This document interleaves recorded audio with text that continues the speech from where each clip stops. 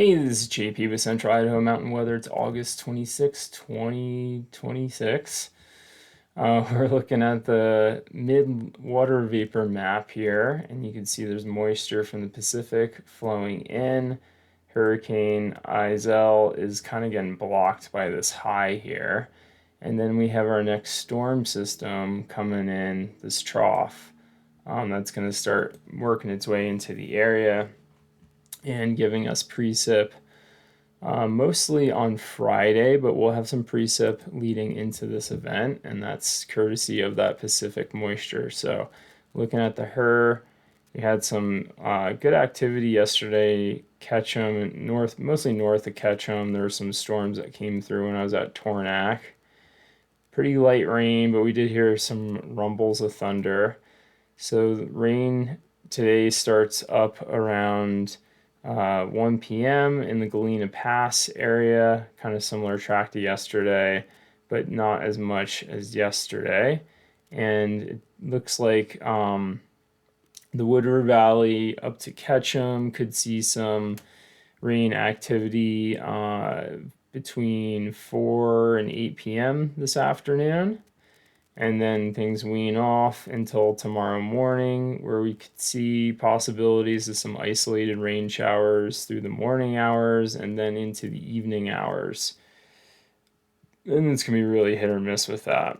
Doesn't look like too much thunderstorm activity with those.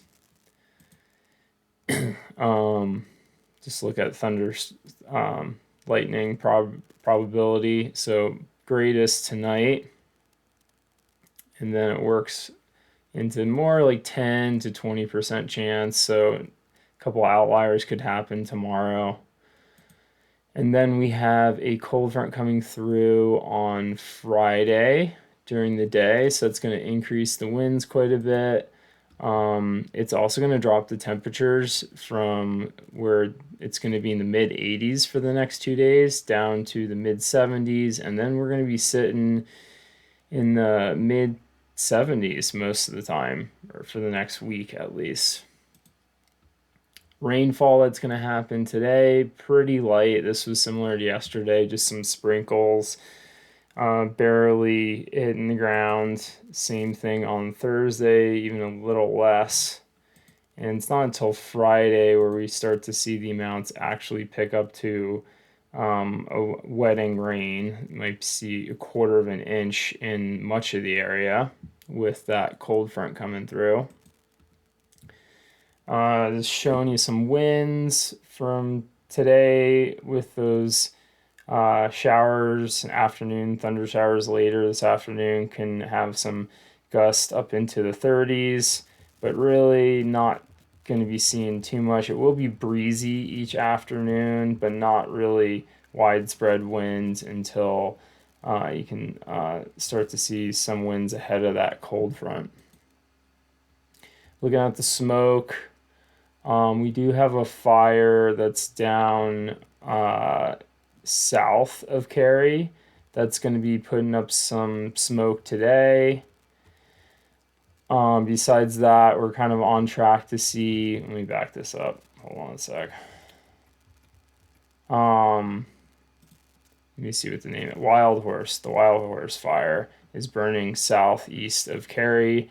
They did put a dozer line in around the whole perimeter of the fire, so whatever's burning today is going to be kind of the interior of the fire, and then the Crooked fire is going to be putting up a similar smoke pattern with the southwest flow, so it's going to be going northeast towards from Galena Pass and towards Stanley today, just briefly, until it gets mixed out. So those are kind of the things we're looking for with fire smoke. Good air quality this morning, though.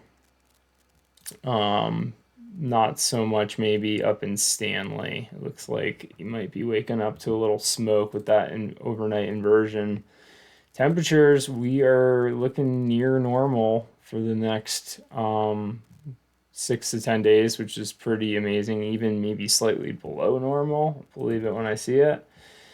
And that is mostly because of this trough that's working its way through. So on the back end of this trough, there's lots of cool air that's going to be coming down from Alaska and we're just going to be getting hit with low after low throughout next week. That was the second one through Sunday, and then coming through another more of a trough coming through on Tuesday. And then this big area of high pressure looks like it's signaling that we're going to have a area of high pressure form here with this cool air coming down from Alaska. So those are going to keep the temperatures cool for the next week.